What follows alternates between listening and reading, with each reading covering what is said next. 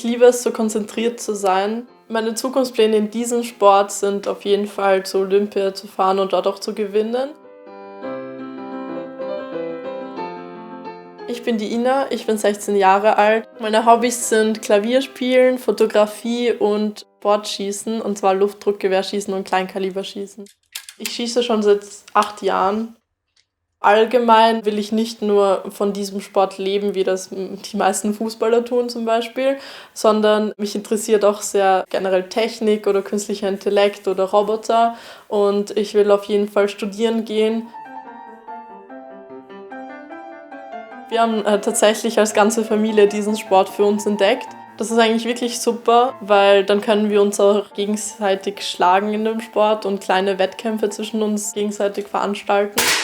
Wir schießen ja jetzt schon fast wie sie, und wenn wir gewinnen, dann freuen wir uns, und sie weiß dann, dass sie mehr trainieren soll. Ich versuche 3-mal pro Woche auf den Schießstand trainieren zu fahren.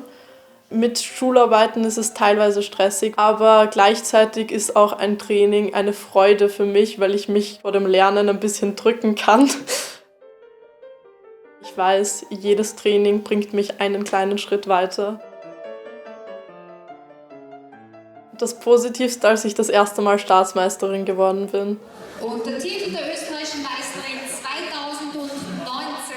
Als ich am Stockerl stand, war ich auch ein bisschen schockiert, auch von der Menschenmenge, die alle für mich geklatscht haben.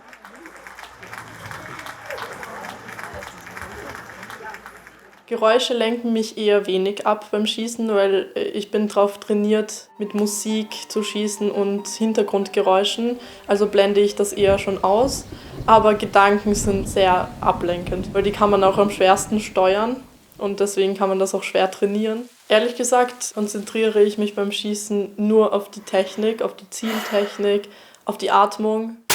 Ich habe einmal einen Tipp gehört von einem Trainer, dem Sigi Grabensberger, dass ich mir das Verkehrszeichen Stopp vorstellen soll, ganz rot im Gehirn, und damit dann die ganzen Gedanken weggeweht werden. Natürlich ist jeder Wettkampf eine Stresssituation, beziehungsweise man ist nervös, und diesem Stress umzugehen ist eine Kunst. Und das hilft eigentlich auch im Alltag, mit diesem Alltagsstress bzw. mit dem Schularbeitenstress. Also ich finde, das hat nur positive Auswirkungen.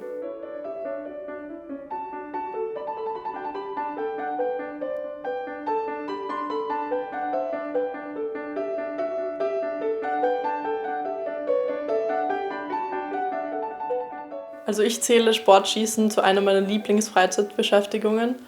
Und ich finde, es schränkt mich auch nicht ein. Ich lebe mein Leben wie alle anderen eigentlich.